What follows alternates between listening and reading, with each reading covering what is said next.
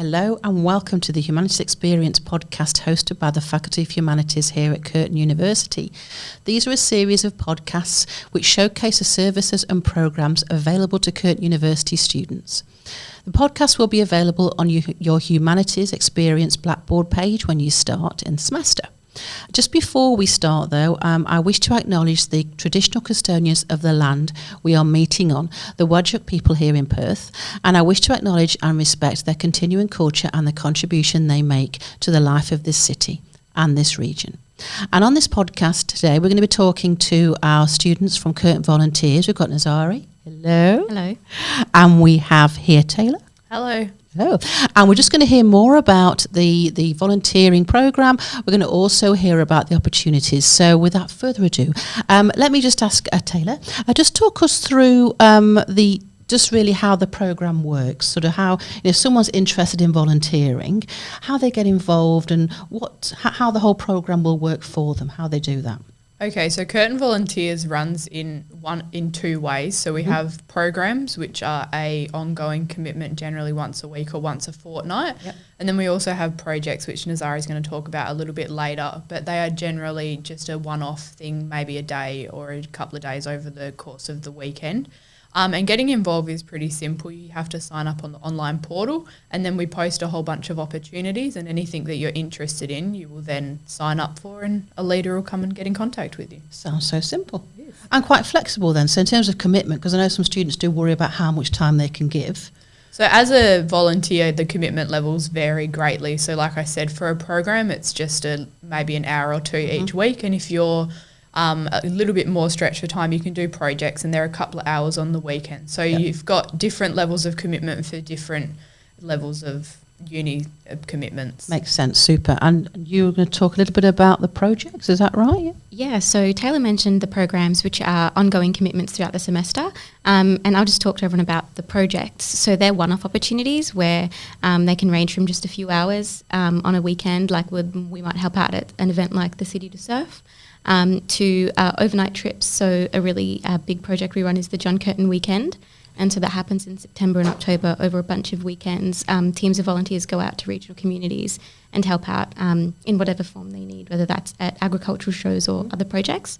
And we also have remote and Indigenous trips, so they're longer, and you can go out to a remote and Indigenous community and help out there. So there's a really wide range of ways you can get involved. Sounds wonderful. So in terms of your own personal experience on the programmes, what have you been involved in yourselves? So a lot of my involvement is in school-based projects. So I led Stephanie Alexander Kitchen Garden for quite a while, and that involved working with primary school age kids to garden, and then they use what they've gardened to cook in the kitchen. So that's quite interesting because the kids are learning the gardening skills as well as those crucial cooking skills and how to use those healthy meals in the home.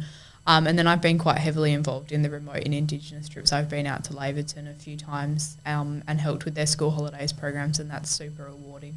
Sounds wonderful. And yourself, Nirzari? Yeah, so a bit different to Taylah. I've been involved in a few different programs, usually to do with communication. So the main program I worked on was the Chats Elcos program, where we help Curtin English to run conversation sessions with the Curtin English students, and it's a really great way for them to practice their English in a non-judgmental environment, and they can just have a chat with other Curtin students. And then I've also been involved in a few different projects and John Curtin Weekend, so those are those overnight one-off trips. And so, yeah, I've done a few of those as well. Wow, quite diverse. And just thinking about what you want to do in the future, obviously these developing those skills that employers look for, we talk about. Can you just explain a little bit about how you think it might have helped you? I mean, it could be personally as well as professionally, just thinking about that. I think for me, I'm studying teaching, so for me getting involved in the school-based programs really helped to extend my degree, and it got me into a classroom a lot earlier than what I would have in my teaching degree. And I actually have an interest in teaching remote, so for me being able to go out and experience remote community life and work with the kids, it kind of gave me a feel and has given me a lot of direction in where I want to take my degree. And you can demonstrate that now. Yeah, more, exactly, yeah. And for yourself? Yeah, I think it sounds a little bit cliche, but you obviously do develop a lot of those skills that employers want just as a byproduct of doing things with volunteering. So you're looking at your teamwork, your leadership, if that's something you're interested in doing, your communication and working with other people, all of that stuff is really developed. But I also think you just learn a lot more. Like you do things that you never thought you would, because you get introduced to different parts of the community and different activities going on. So I think that's also really quite valuable. So good, so valuable, and just students when they come into the university as well, making connections with different people. A lot of friendships are formed. Yeah. I think I formed more friendships through Curtin Volunteers than I did through my actual degree. Yeah.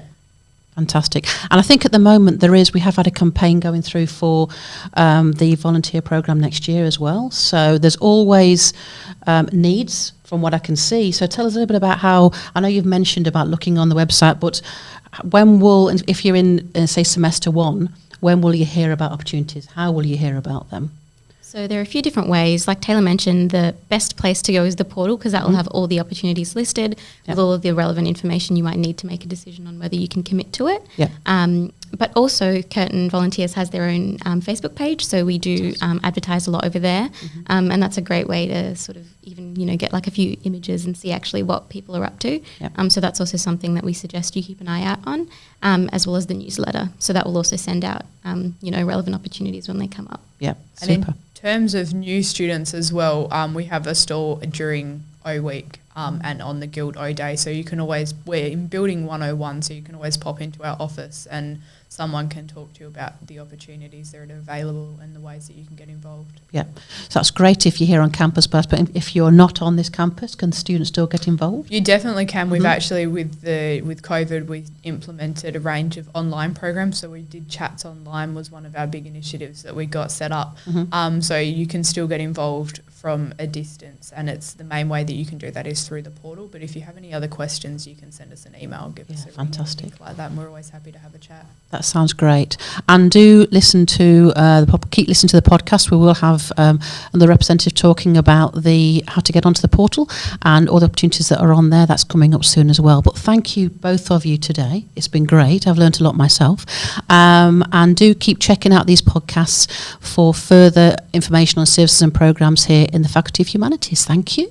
Thank you. Thank you.